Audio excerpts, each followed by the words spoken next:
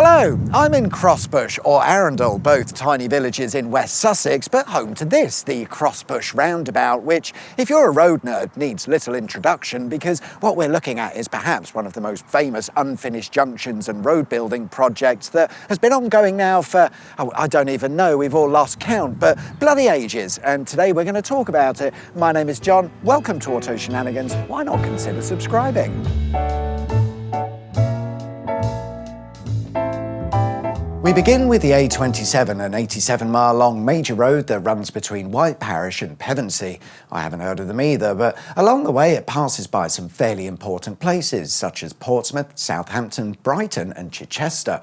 It was most likely invented in the days of horse-drawn vehicles, starting out as nothing more than a dirt track, but it would have formed a key trading route for much of southern England.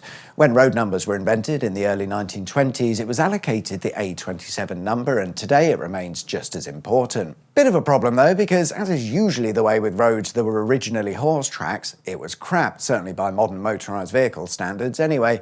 It was narrow, twisty and passed through every village and town along the way. Great for selling out the back of your horse and cart, but not great for heavy goods traffic trying to get from Portsmouth to Worthing. Not great at all, but a solution was thought up in the mid-1920s where they would upgrade or rebuild the A27 as a large dual carriageway capable of handling vast amounts of traffic. Surely it can't be that hard, although the fact that there's an unfinished junction just there 100 odd years later might suggest otherwise. The main problem with the A27 perhaps wasn't realised until more recently, and it's the little bit here and there approach to its construction over a considerable amount of time, resulting in a route that's made of a mixture of roads from different time periods. There are 1920s built dual carriageways, post-2000 sections with anything in between, and it would seem that Arundel and Crossbush feature a little bit of everything, whilst accomplishing nothing. The A27 used to run through Arundel and Crossbush a bit like this, in line with its original route invented in the horse days.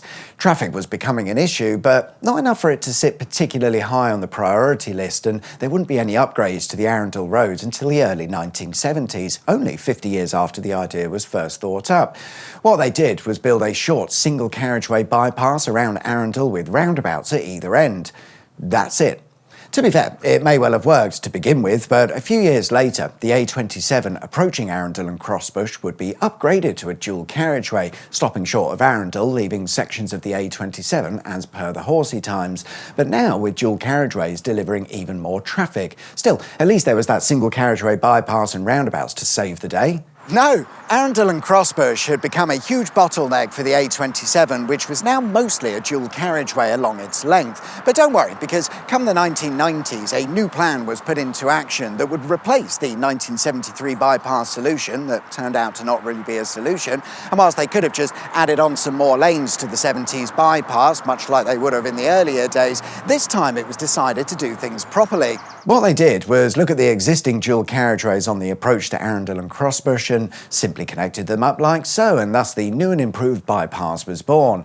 The first task was to build a bypass for Crossbush, which was easy enough, extend the existing dual carriageway along a new alignment, and by 1993 it was done, apart from the obviously unfinished junction, which was built in preparation for the next stage of the build, planned to start in 1994. Including the unfinished Crossbush interchange, 3 junctions would have been built along the Arundel bypass, the others at Ford Road and where the new A27 alignment would meet the pre-existing dual carriageway.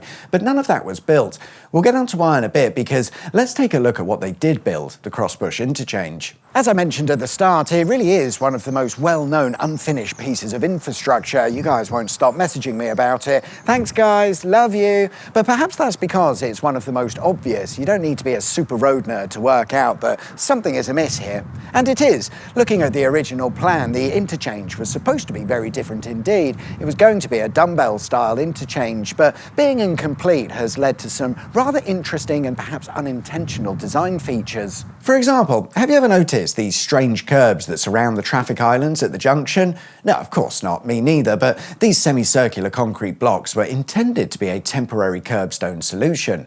Once the bypass had been extended and the interchange finished, the traffic islands would have been the locations for the roundabouts required for a dumbbell interchange, resulting in the odd curbs being removed and replaced with more proper infrastructure, and by design the concrete curbs are supposed to be easily removable. And you may also have not noticed that this connecting road is not part of the original layout, and again, it's a temporary fix.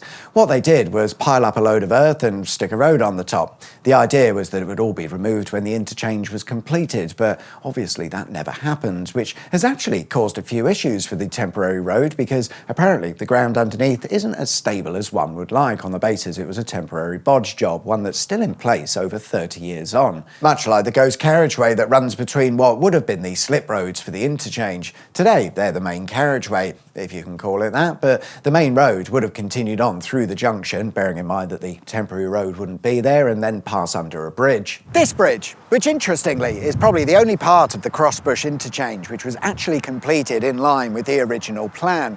Today, traffic goes over the top in one direction, hence the silly temporary road addition, and the reason they've done it this way is because the A27 dual carriageway comes to an abrupt end here, and if you've got a lot of traffic looking to turn off, it's the best way to make use of a bad situation. Built to plan, we would have had roundabouts on either side of the bridge and traffic going over in either direction, but of course, had the bypass been built, the traffic at the junction would have been significantly reduced. And now it's the big question. Why wasn't it built? Well, if you've watched the channel before, you probably know why, because it's the same shit as always. Money and NIMBYs.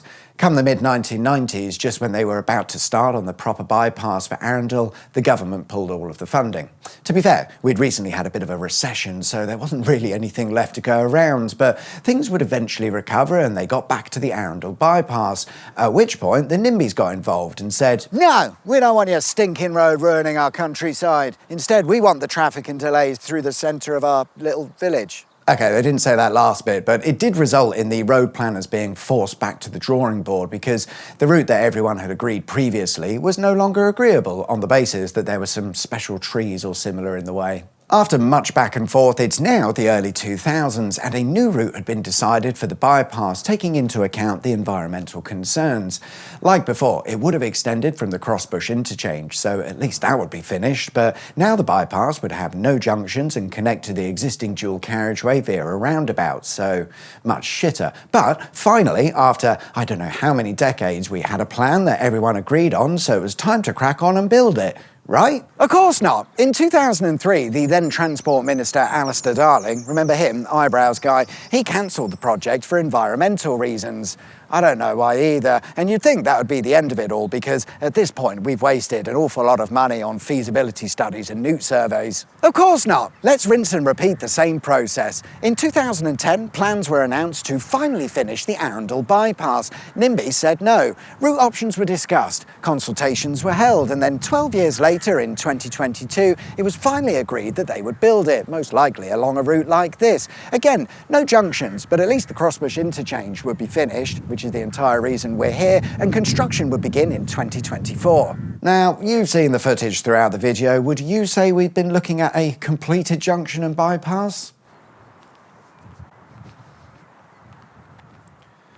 Of course not. No, we're not. In 2024, literally months before work was due to start, Rachel in accounts did some accounts and realised we didn't actually have any money. Nothing. We still don't, but that's a different matter. But suffice to say, the A27 Arundel bypass was cancelled along with several other road building projects, and as it stands, that's it. The bypass isn't going to be built.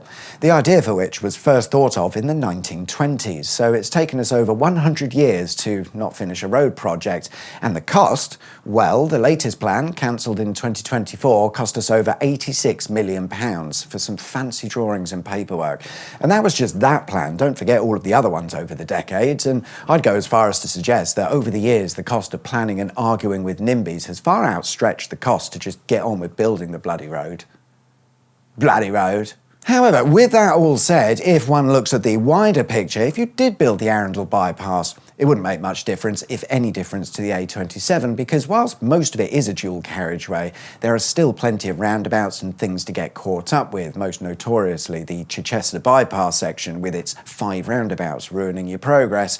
The point is that yes, we need to build the Arundel bypass, but we also need to fix quite a few other sections of the A27 for it to be worthwhile, and I suspect we're a long way off any of that. Mind you, we do need to make some sort of progress, and after all of these years, I did think we would have gotten over the money and NIMBY stuff, but apparently not. So I look forward to the next announcement for plans to build a new bypass for Arundel, only for it to then be cancelled. In the meantime, we've got the Crossbush interchange, and nobody knows for how long. Thank you very much for watching. Like and subscribe if you haven't already, and I'll see you guys next time. Take care. Bye-bye.